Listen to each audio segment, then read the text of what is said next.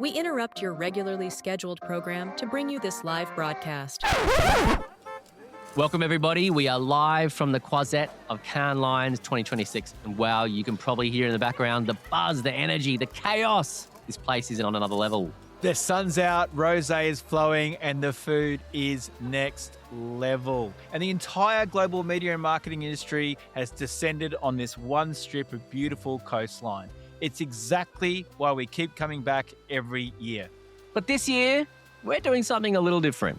Yep, we're taking Commerce Media Matters out of the studio and onto the road, literally. That's right. We'll be cruising along the Croisette in our podcast van, picking up leaders from across the industry, from Omnicom, Adnami, Index Exchange, News Corp, PubMatic, you name it, they're there. And we're getting their unfiltered, in-the-moment takes on the industry, on Cannes, and what's actually happening on the ground here, right from the podcast van with mine and Nick's faces on it. A little embarrassing. So whether you're here in Cannes or tuning in from afar, buckle up because this is Commerce Media Matters, the Cannes Lions edition. Let's go!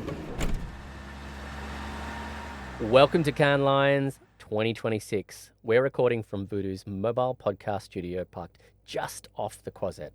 Our first guests are Emma Newman, Chief Revenue Officer, Babs Kehinde, Senior Director of Commerce Media EMEA at PubMatic, and Amie Owen, Chief Client Officer at Flywheel. Today we're talking AI, retail media, publisher monetization, and what comes next for commerce. We've got an incredible lineup. Let's dive straight in. This is a great van. Oh, yeah. So, like, you were saying 21st Cannes, is that right? 21st. My 21st. 21st Yeah. Cannes. And so what are you guys hoping to see to this?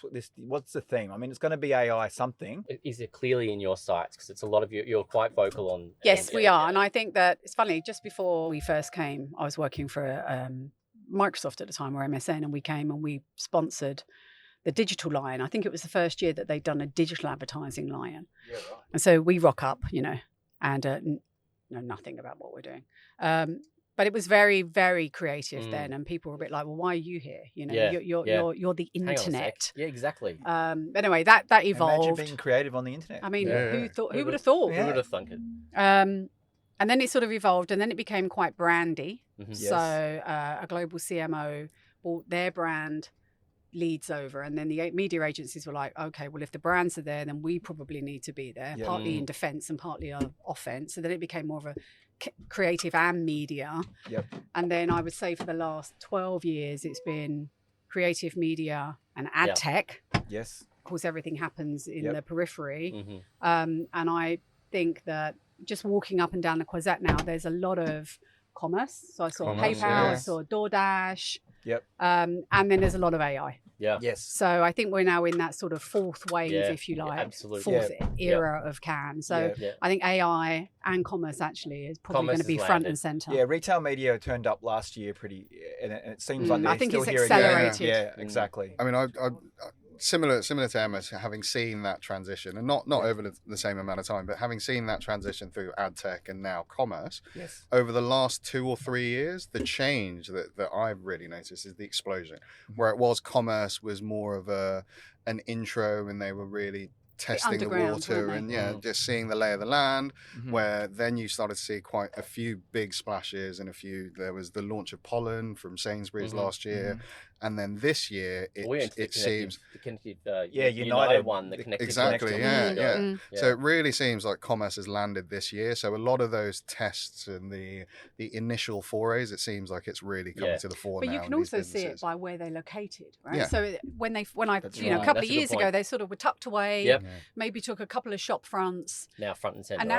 now Now, you're falling over yourself. Or a Yeah. suite in a Yeah, you but buzz that up nobody, social Yeah, media. yeah, exactly. yeah, That yeah. no, but I mean, PayPal have got massive signage, and DoorDash have got a big space and become slightly more established. Absolutely. They've got a Yeah. really strong offering, and you made a really great point in that the tests are in, the results are there, the demonstrable, and it's like, okay, let's start rolling this out now. This is this is it, and I think it's been really it's encouraging for us. It's good to see that the business is establishing itself, and the industry is seeing the value that commerce can bring.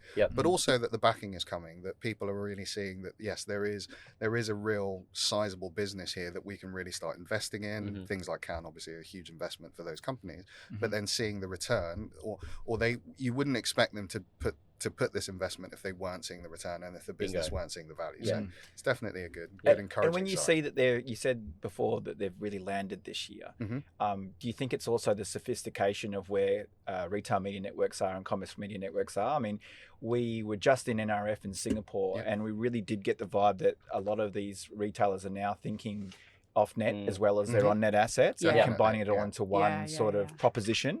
Do you feel that that's definitely. And I think it's always an interesting misnomer when we say commerce media or retail media is new, because it isn't. They've been doing this for many years. Again. I think it's I think as you pointed out, the off-net activity that they're now doing is, they have this established business, they have the established commerce on premises or on-site activity, but what ad tech can bring and what this new explosion can bring is where they can see the growth.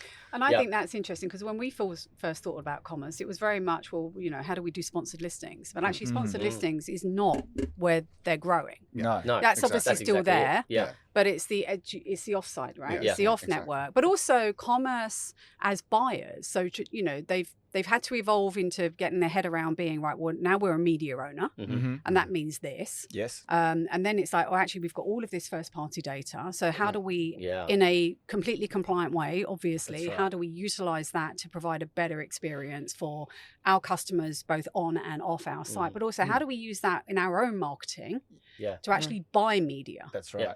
And I think that's sort of the wave that we're riding at the moment. We Right. play in the data and also the buying. Correct. Yeah, exactly. And I think building on that point, one of the really interesting things we've seen is that all of these businesses, these retail media networks that they still have to service that trade activity. Yes. So they still have those JVPs, they still have those trade relationships, but realistically, they are maxing out on what they can do within their own environment. That's right. And the reality is, everyone wants growth. I had a really interesting conversation with a brand and a retailer separately a few months ago, and they were, well, we're being asked for 20% growth, but the reality is, from where?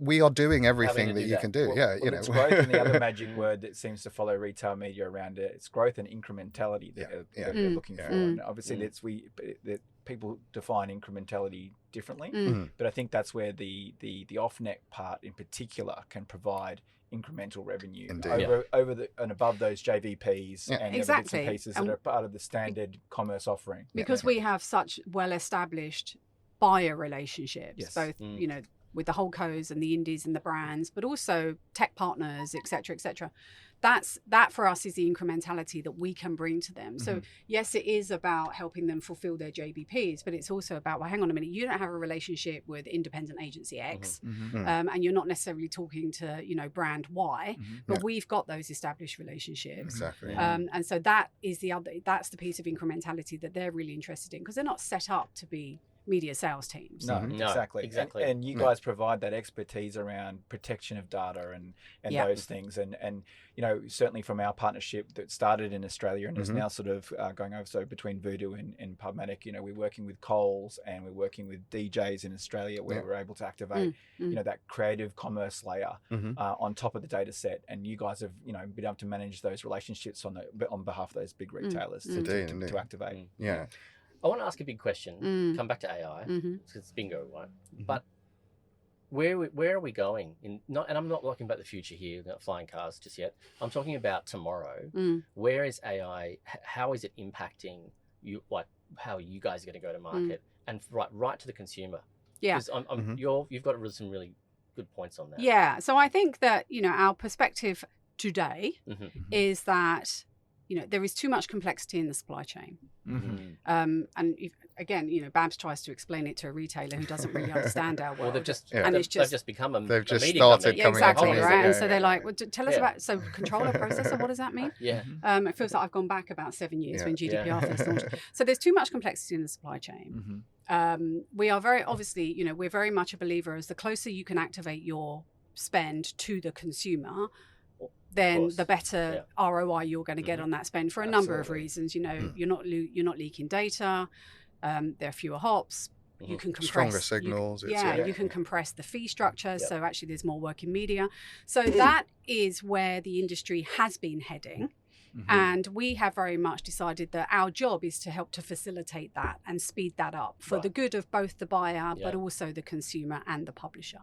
And so, our Agentic OS operating system that we launched at CES this year, that's the platform that we have developed to help buyers connect with their consumer via the publisher that they want in a seamless AI-driven way. And so to give a really good, there's two ways you can do it. You can either log onto the platform, it's all natural language processing. You log onto our platform, and if you're a buyer, you literally say, I want to target X. Here is my media budget. These are my flight dates. Here is my KPI. And the AI will then go away, have a look at our entire portfolio and come back and say, right, here are 4 or 5 different media plans.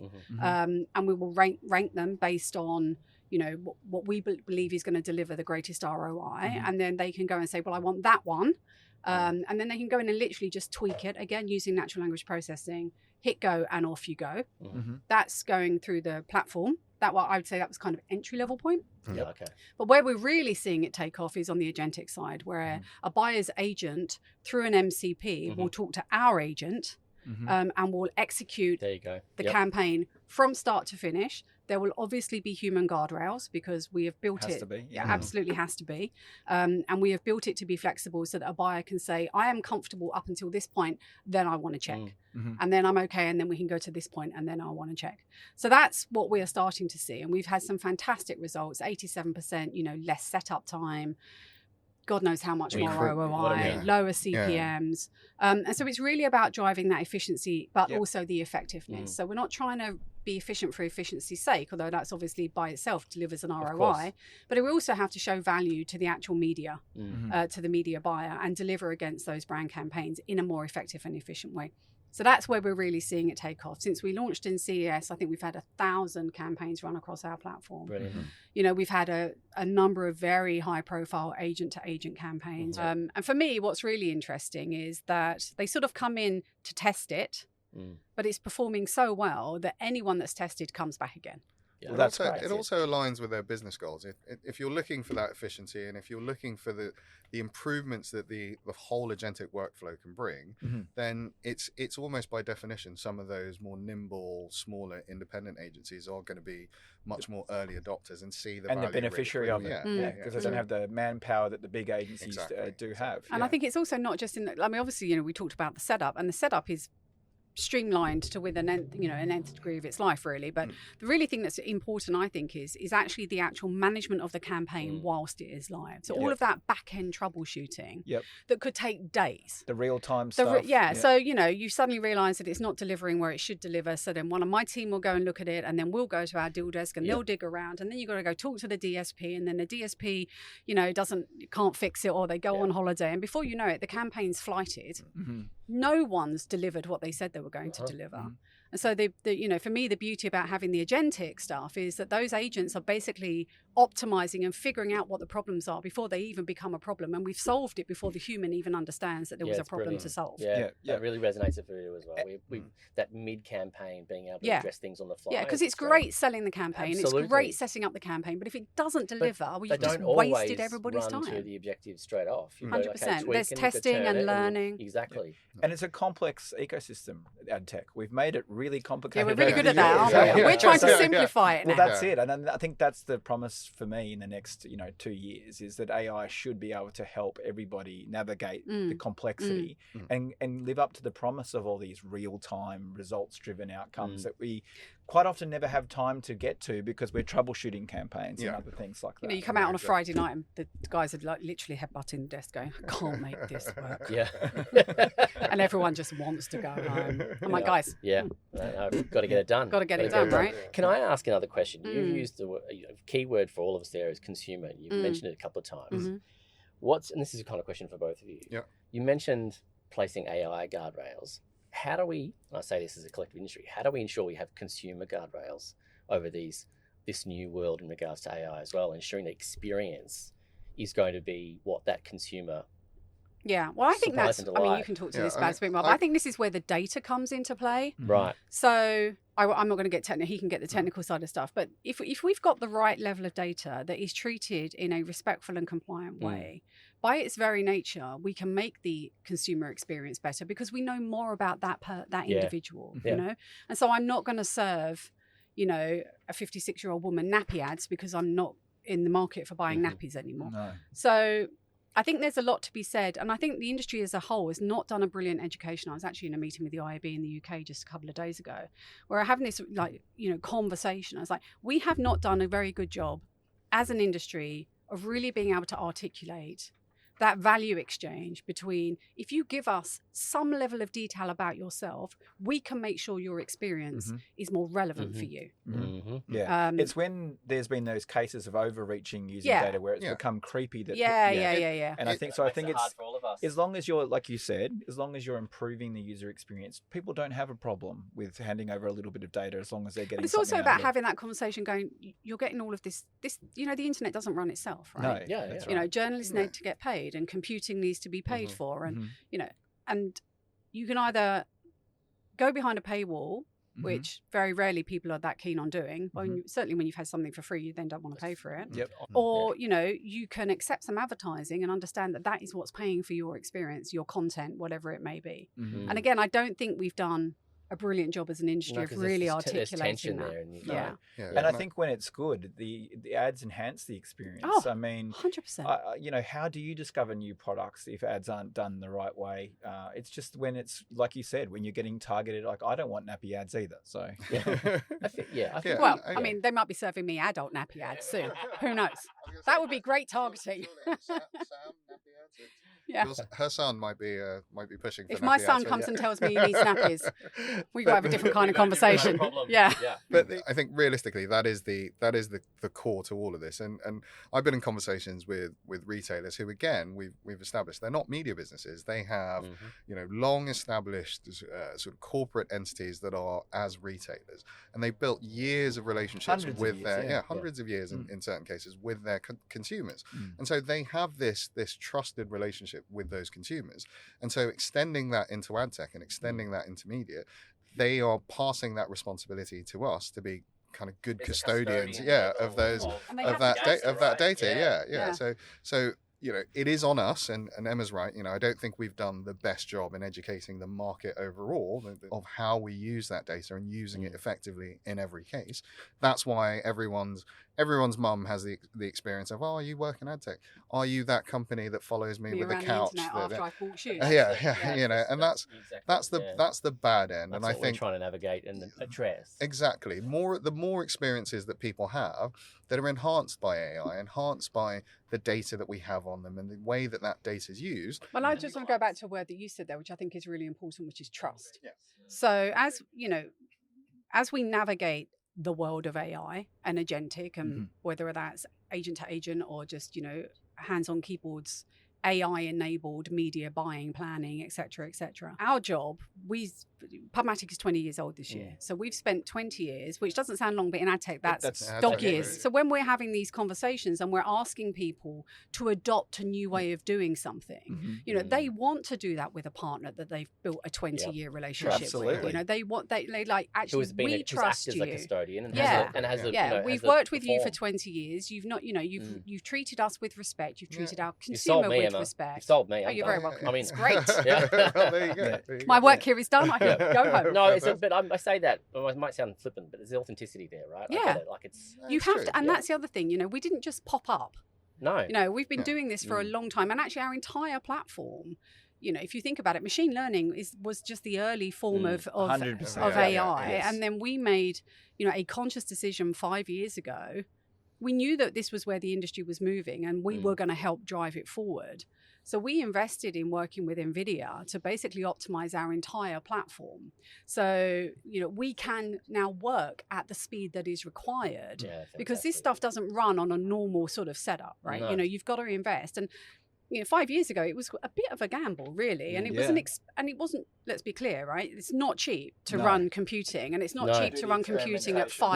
No, and the experimentation is right, and then do it for a period of time. Precisely, and at the time, you kind of go, well, this is a bit of a gamble, but it turns out now this was quite a prescient decision. We are prepared to, be first. Yeah. So let's just go back to something. The consolidation thing is really interesting because I think if we go back to that incrementality word that everyone wants to talk to in commerce and retail media, I think that's when there's going to be incrementality, when you can make it easier for the brand advertiser and their agency. Not just make it easier, but connected. Connected, it's more one efficient, thing. effective.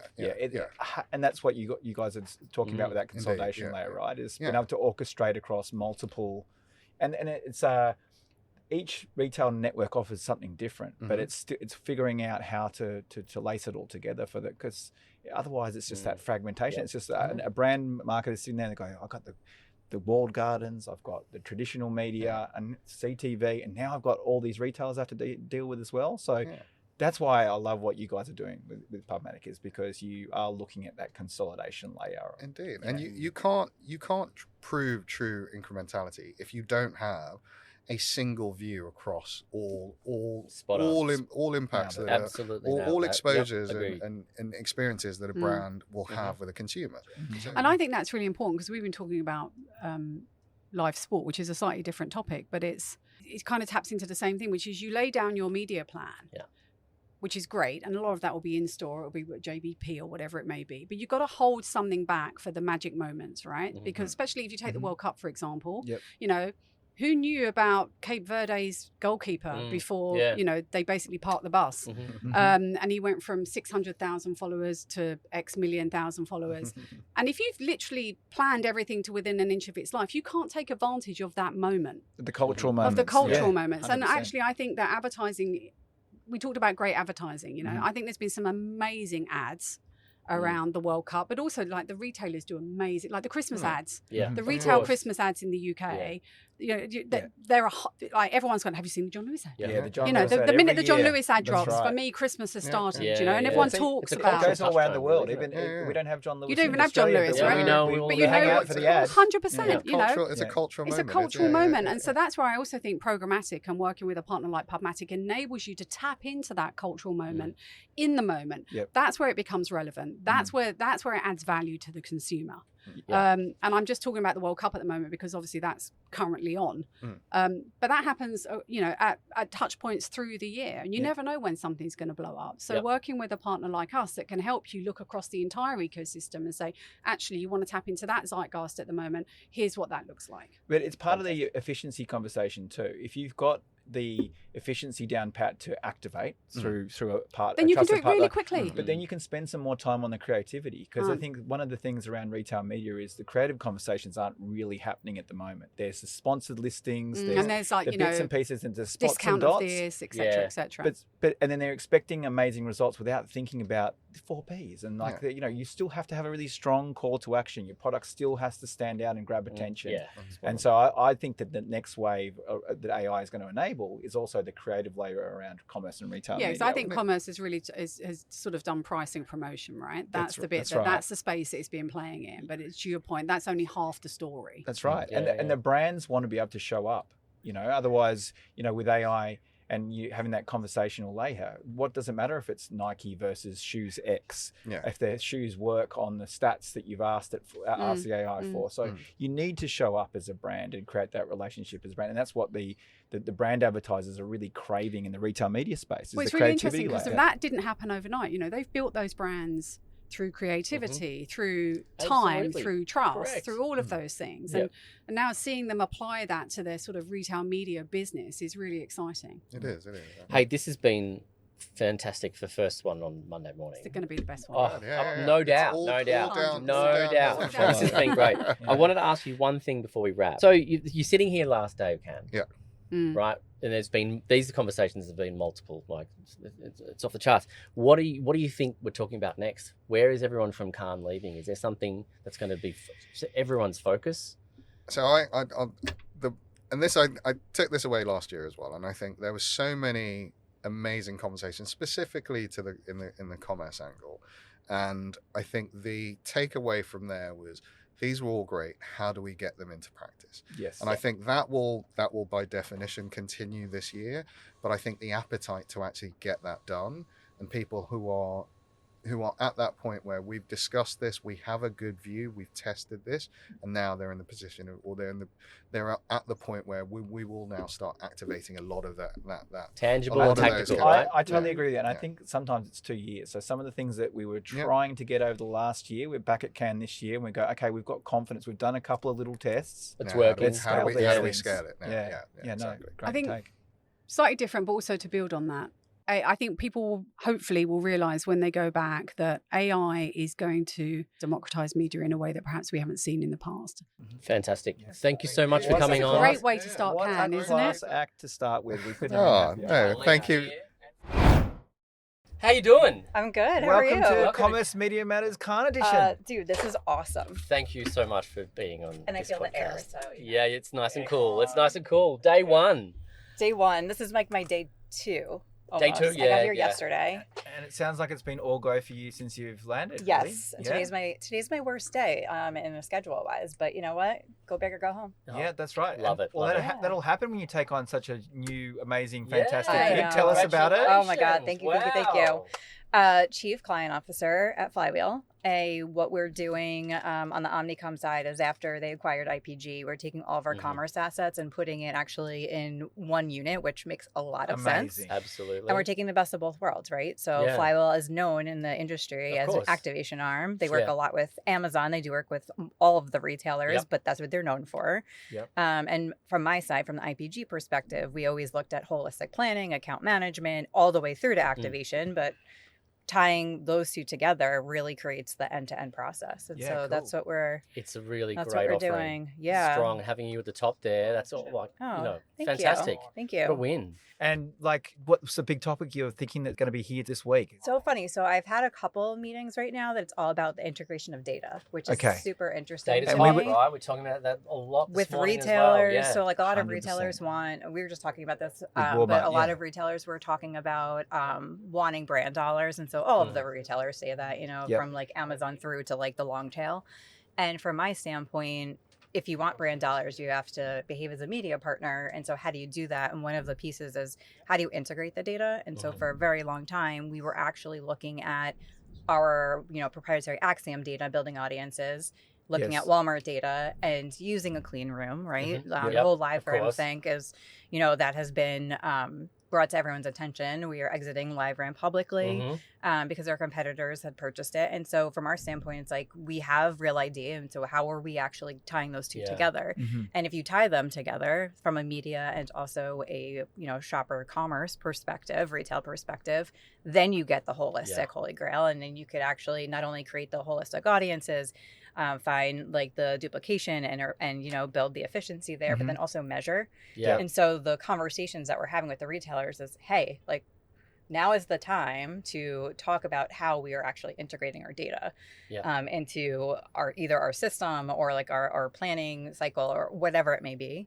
But from our standpoint, it's all about that. So I've heard that twice. Yeah, and So just to far, continue which on is super with that, interesting. you're unlocking that data for 3P is where that incrementality is going to come from, right? Mhm. We were talking about that. And that's when Yes. they're going to appear on those brand campaigns and not just Yes. the trade stuff extended into more Correct. spots and dots. It's Correct. going to, It's building Mhm. almost taking the ecosystems and connecting them and aggregating them, Mhm. so then we can look at all the ecosystems together. Mhm. Yeah. And so from our standpoint, like we have been doing that for a very long time. So Mhm. it's not something that can't be done. No. It's just very manual. Yeah. And so we talk about, and I'm going to drop it right now, Of course. the AI bomb, right? Yeah. So AI will help speed that up for us and internally, externally, and how does that actually work? And so I like it because the conversations are not necessarily AI, but they are underpinned by AI because they were starting to use it and not just talking about it, No, if and that makes sense. We're talking about data and how to integrate data. And then using it tangibly and getting results from it. Right? Correct. So that's like what we've been really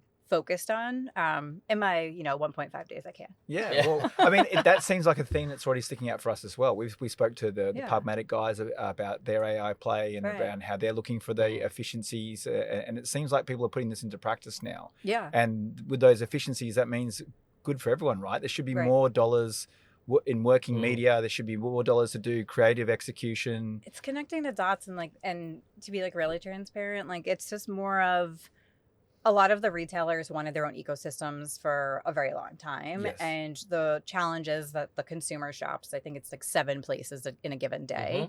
So it's not aligning to what reality is. And so how do you nor for the marketer. They don't want to be sitting in the one spot either. Right. So it's like, how do you spread the wealth and create that, I'll call it like a total ecosystem and connect brand to retail. And so that's kind of a lot of what we're talking about, but it's not just talking, it's how do you do it? And that's like I mentioned, like the AI piece of it.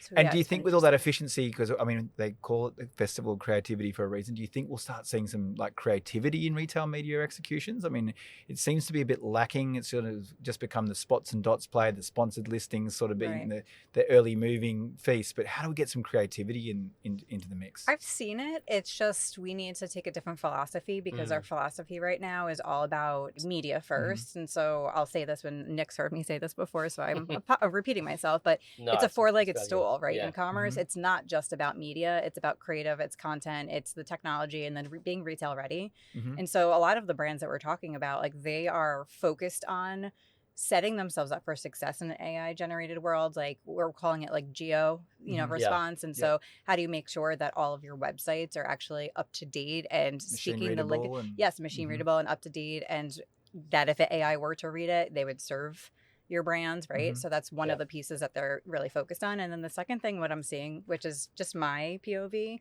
is from a creative lens, we always had the ideas. I think now they're more open to it from a brand perspective because once you figure out all the other kind of like the brilliant basics, then they're taking a leg up. I think it's interesting because for a long time, the human mentality was kind of like, oh, it's great to hear these 5 ideas, but, and then like we need measurement or we need data. And so if we're not tying those two together, then it won't necessarily work.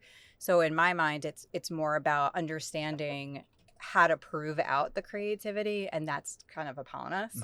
And so the ideas will stick more, I think, when all of kind of the groundwork is laid. And there's quite a bit there, isn't there, to do? Hey, we've been talking about you moving into a big role for a while. You've given me snippets here and there. How long have you been like working towards this coming into this role? Is it something like, because you're highly respected in market. You've got such a great strategic brain. Oh, I'm sure this wasn't the only place you're going to land. Can I ask you personally why this has been so important for you to land here? No, it's a great question. So I think from my standpoint, I like to build. I'm a builder. And so I see that there's a lot of tools in my toolbox that I have already to build what needs to happen in the space. So I look at it as, and this is going to sound really bad, but I look at it as like, who needs me the most? And I felt like, Omnicom is now family. Flywheel is now family. IPG was always family. How can I actually help and put a mark on Omnicom from myself and help build them what they should and will become? So it's not necessarily like where I felt like I needed to be from my standpoint. It was more of like where am I going to make the most impact and how am I going to drive success? And candidly, like I'm still in the same company per se. It's just, I have to remind myself it is a new job because it's a different functionality and it's how we work differently. But from my standpoint, your mission is still the mission is still like what we need to do and talk total commerce. So it hasn't changed my thought process or my mentality. It's just allowing me to push it and actually drive and see that tangible result. That makes sense. Yeah, absolutely. You mentioned, and we've kind of touched on this before, and I'll tell the audience that Amie and I and Voodoo have been talking for some time and have been looking at doing stuff together. So we've had some really solid conversations. And one of the things we talked about was that Axiom data. What's the difference here, if you could just share that for the audience that can explain versus, because you were kind of deep in that, and there was some really interesting stuff, and it's a powerful offering. How does that differ to where you are now, or is it they're related? They're related. Yeah. So we still have access to Axiom. Axiom is still an overall partner. I think the part that brings it forward more is how to connect the brand side of the house with the retail side of the house. Yeah. So like we've used clean rooms to drive the two, like an Amazon and like an Axiom together, right? But like, how do we do that on our own tech in our own spaces?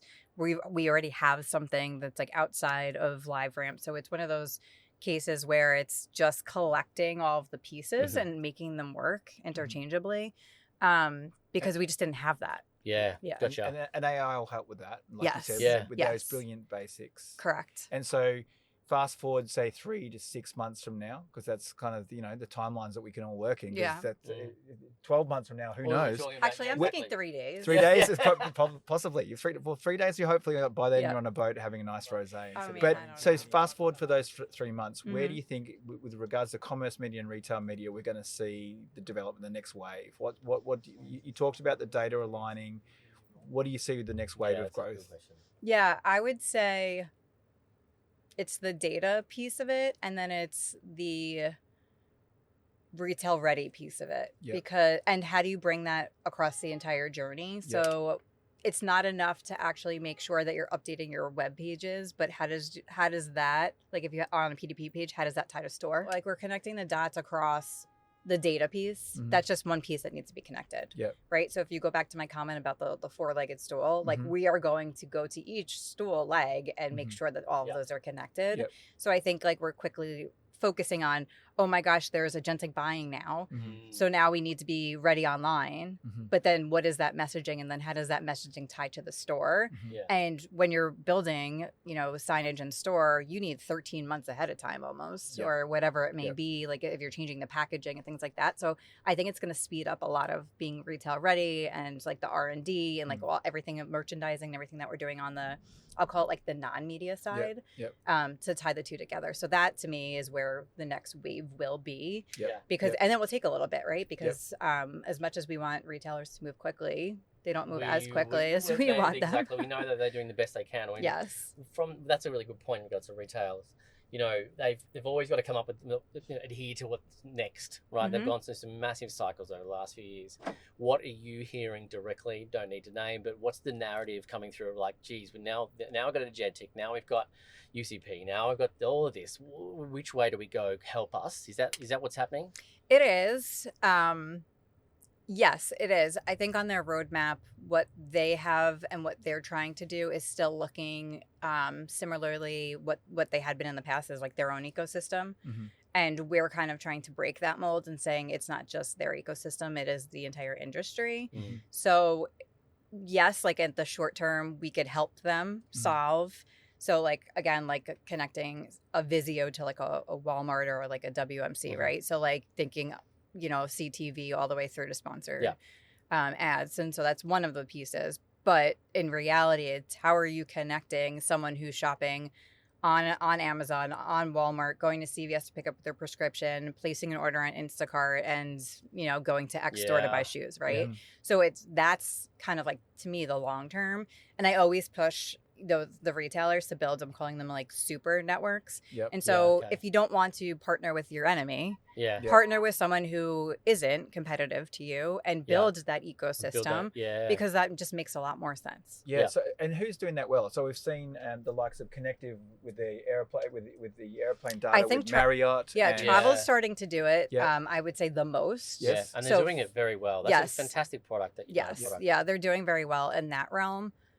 I don't know if anyone else is trying to do it. Right. I've had multiple conversations, like in the drug space, grocery, even like convenience store, because I'm going, it's all different, it's all relative. But I really haven't seen anyone else actually connect the dots, say it and do it. Because that's what you're talking about too, that stitching that consumer together. Because if you think about it, stick with travel, and I've used this reference before, but you're getting on a plane, you're jumping in an Uber, you're going to your hotel, and you have a sinus infection. Now you have to go pick up like a prescription. That's 4 different non-compete retail media Absolutely. networks. Can Yeah. help you, give you Yeah. a Yeah. whole heap more information Correct. about your same consumer. And then you're going after the travel. And human behavior is an interesting thing in the sense of it doesn't change frequently. So I am very loyal to like a Delta. So like, I'm always going to go on a Delta, right? Or something along those lines. Then like I'm going to take an Uber or a Lyft because that's like what's ingrained in my head. Then like my pharmacy is, like Walgreens or CVS. So it's one of those things where it's like my behavior as a human may not change overnight, but when we're talking to retailers, they're thinking about that like one touch point. So I like the travel piece of it because you're doing all of these instances. It's from something. human It's a behavior to standpoint. demonstrate. Yeah, exactly. Right. It's very demonstrable, isn't Correct. it? It's something to actually for others to look at. Yes. And by the sounds of what you're saying, there still is a lot of opportunity here, right? There's a massive opportunity. A massive amount of opportunity. Yeah, and I think I've said this before too, but I said like we're in our middle school years, like we don't know where we're going to end up yet. Like we don't know if we're going to be on the sports team or become a cheerleader, right? Like we don't know what we're going to do. Or be like a scientist. And so it's maturing, like we talked about. It's definitely there. They're asking the right questions, but we're as an agency looking at it holistically because that's what our clients are asking us. They're like, that's great that, Amazon has this part and Walmart has this and Kroger does this, but it's like, I want to see all of it. And so if the client's not building something, then we end up building it. And they're leaning into us. And so we have to go to the 4 different players. And that's what say, that's actually a conversation that we have a lot about. Yeah. Well, the product, obviously food and product, being able to have that kind of, that long holistic view right across it. But you're taking to it like this other level with regards to having like a super network, right? Right. It's really interesting. Yeah, I just feel like that's the way media works. And I think the first line of media to do that would be like a DSP. That's easy, right? So if we had data from, the 3 or 4 retailers, we know who that person could be in an audience. We know what their behaviors are. We know how they consume media. And then we could just go after them throughout their purchase cycle versus just saying, I need to show up on this screen. I need to show up in this store. And then kind of like trust the individual pieces of data. And yes, we have very smart people like at our agency that can harmonize the data and do all of the things and make it work and function. And I cannot explain that because that is just not my remit. But they'll do all of those pieces and then they'll regurgitate it back. That's great, but that's a lot of manpower. That's a lot of like human brain. And when we talk about like AI, and we're trying to move away from FTE model and like not actually pay for the human, but pay for the whole, kit and caboodle. Like you get the human element, but it's mostly AI. Exactly. Right. You've got the execution Correct. and the outcome, With right? AI. So it's interesting. So You touched on it. What are the brands saying to you about retail media? What are they? I mean, is the gripe that it's fragmented still, and like you were saying, or what are they wanting from? I don't know if they want to see the consumer for what the consumer is, how they're looking at it. So they want to see one audience, right? I think the reality is they've looked at all of the different players and they haven't really peanut buttered themselves across the players. They've picked like 12 strategic retailers and they're like, that's who I'm going to spend time with or for this year. And then they relook at it the following year or the following quarter and say, who are we going to spend money with, and kind of move from there. Instead of just saying there's so many, I don't know what to do. So like they've actually put some thought and strategy to what they're moving forward with. It's just along the lines of the strategy for now versus what they could be doing for future because it's just not there. Which is again, like Nick called it, like it's they're trying to get there. It's just not happening as quickly as they want it to happen. So hopefully we'll get there. But then the other piece that I don't want the industry to lose is I don't want everyone to just consider retailer just media because they are unique and there is merchandising tied to it. There is other aspects of retailers. And so we're talking about the data. We want them to be media players, but there's so much more than just that. So it's making sure that we're successful in understanding retailers as a whole. My biggest fear is that we just put them in a bucket of media and we say, this is everything that's right. Like it's not because at the end of the day, Walmart is Walmart. And at the end of the day, like Amazon is Amazon. Like they're still trying to make dollars off of purchases. And so that's kind of like my biggest like kind of fear in the industry right now. And what about they're the big guys, but what about the next layer down, those sort of tier 2, tier 3? They have to hook up with some of the other big guys, or else I think they're going to struggle. If we do the van next year, you could ask me if they're still around. I just don't know if a lot of them will be around. Yeah, I just don't know, unless like you're a unique retailer, like I'm trying to even think, like a Meyer or something. Like it's a 300 stores in the audience. middle of like the U.S., right? But like they're loyalists through and through. You need that, right?